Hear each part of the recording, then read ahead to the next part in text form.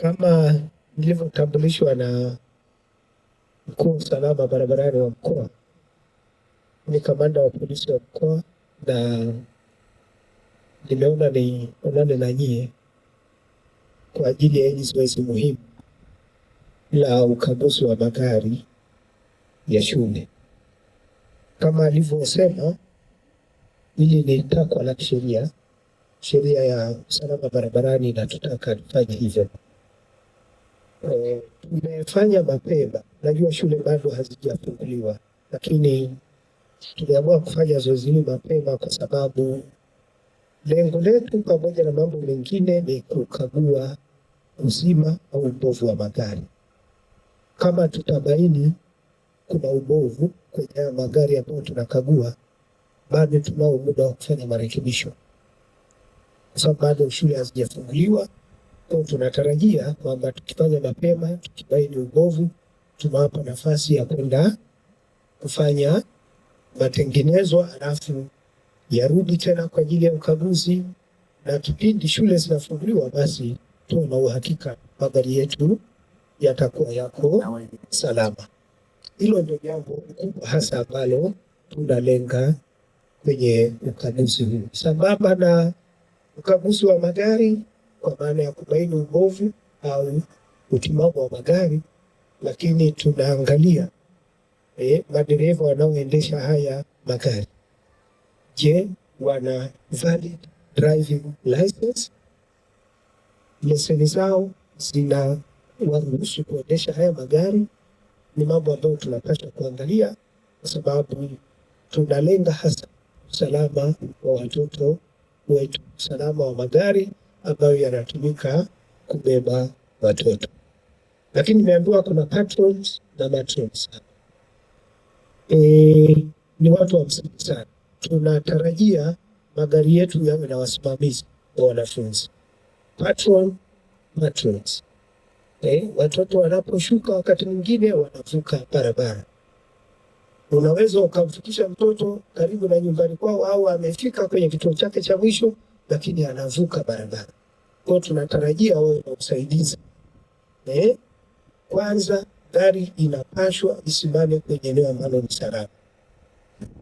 Dereva unapashwa, kama ni kituo cha kushusha wanafunzi, ushushe kwenye kituo ambacho ni salama, ili matron wafanye kazi. Kama ni kuvusha, basi uhakika wa usalama kwa wanafunzi uwepo.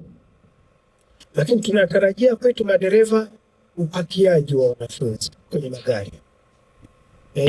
Lile jambo la dereva kuchelewa asubuhi na kubeba trip moja ni uzembe wa dereva, lakini pia linaweza likaathiri afya ya mtoto baada ya kuwa amejazwa. Unajua mtoto hawezi kulalamika, ile huduma unayompatia anahisi kama ndio huduma yake stahiki, lakini kumbe ni uzembe wa mmiliki au uzembe wa dereva kufanya hivyo, na hatimaye tunawaathiri watoto wetu.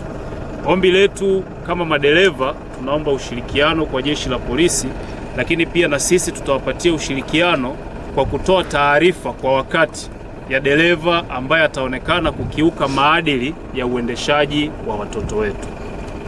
Kuhusiana na shule ambazo hazijaweza kufika kwa ajili ya ukaguzi, nipende kusema kwamba ni wito kwamba tunapokuwa tunaitwa shule za private wote tufike, kwa sababu umoja ni nguvu. Iko siku utakuja kupata na tatizo, kumbe gari lako halikuweza kupata ukaguzi. Endapo sasa halikupata ukaguzi, usije ukakimbilia kwamba umoja wa shule za binafsi waweze kusaidia kwamba tumebanwa kwa namna moja au nyingine. Kumbe wewe hukuweza kutoa ushirikiano wakati wa ukaguzi. Ukaguzi si kwamba umekutwa na kosa, hapana. Ni kweli umepewa nafasi kwamba gari lako ni bovu, kwa hiyo nenda kalitizame, uliandae kabla ya watoto wafanye nini, hawajafungua. SP Hamisi Wembo, RTO Talimelole. Leo hii tarehe 17 mwezi wa 6 mwaka 2026 tunafanya ukaguzi wa magari ya shule. Kimsingi hili zoezi ni takwa la kisheria kwa mujibu ya sheria ya usalama barabarani sura ya 168 iliyofanyiwa marejeo 2023. Hivyo tuliitisha magari ya shule kwa wilaya 2 kwa maana ya Silali na Tarime.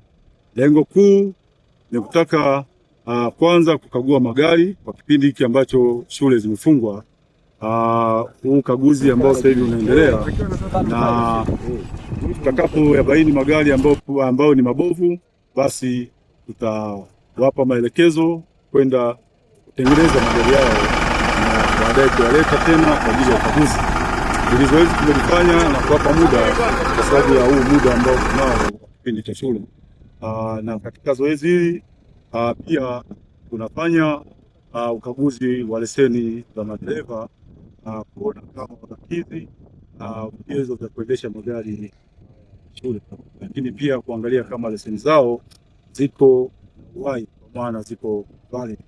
Pia zoezi hili limeendana pia na kukutana na mapatroni na matroni hao ambao wanahusika na kuhudumia wanafunzi wanapoenda kuwachukua majumbani, pia kuwapeleka shuleni na kuwarudisha majumbani.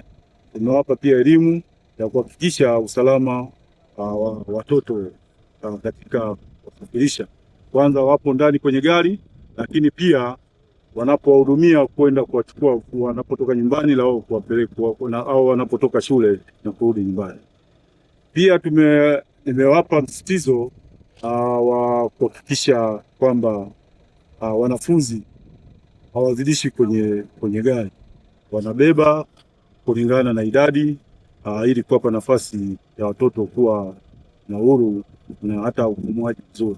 Na kitendo cha kuwazidisha wanafunzi, hii unasema ni kwa namna nyingine, huu ni ukatili wa watoto. Sasa na wenyewe wasijihusishe kwenye swala la kufanya ukatili kwa watoto. Wana haki ya kuhakikisha wanawatunza watoto na kuanzia wanapotoka na wanapoenda majumbani.